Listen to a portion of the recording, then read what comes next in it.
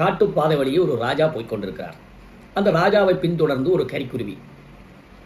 எண்ணற்றொரு காசு இருக்கு யாருக்கு வேண்டும், எண்ணற்றொரு காசு இருக்கு யாருக்கு வேண்டும், எண்ணற்றொரு காசு இருக்கு யாருக்கு வேண்டும், ஐயா யாருக்கு வேண்டும், இப்படியே தொடர்ந்து இடைவிடாது அதற்கு அந்த ராசாவை பின்தொடர்ந்து கத்திக்கொண்டே வருகிறது. ராசாவுக்கோ சகிக்க முடியாத கோபம்.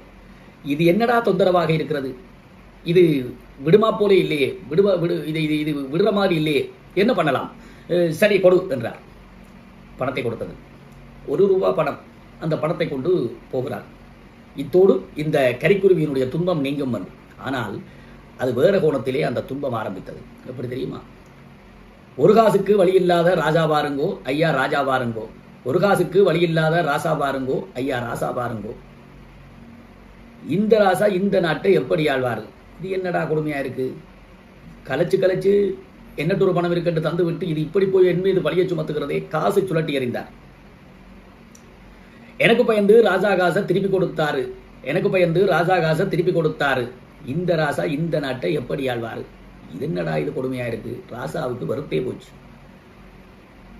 இப்படி வாழ்ந்தால் இதுவும் தப்பு, அப்படி வாழ்ந்தால் அதுவும் தப்பு, கத்து நாய்க்கு காரணம் வேண்டாம், தன்னிடல் பார்த்து தானே குறைக்கும். இது கவிஞர் வைரமுத்துவினுடைய வாக்கியம். நான் முன்னர் சொன்னது கிராமத்திலே பயிலப்பட்டு வருகின்ற ஒரு கதை. இந்த இரண்டும் எங்களுக்கு சொல்ல வருவது என்ன? அடுத்தவர்களுடைய விமர்சனத்தை நாங்கள் பொருட்படுத்த விளைவோமாக இருந்தால் இரண்டும் கெட்ட நிலையில் தான் எங்கள் நிலை போய் முடியும். Subscribe the channel and like, comment, share.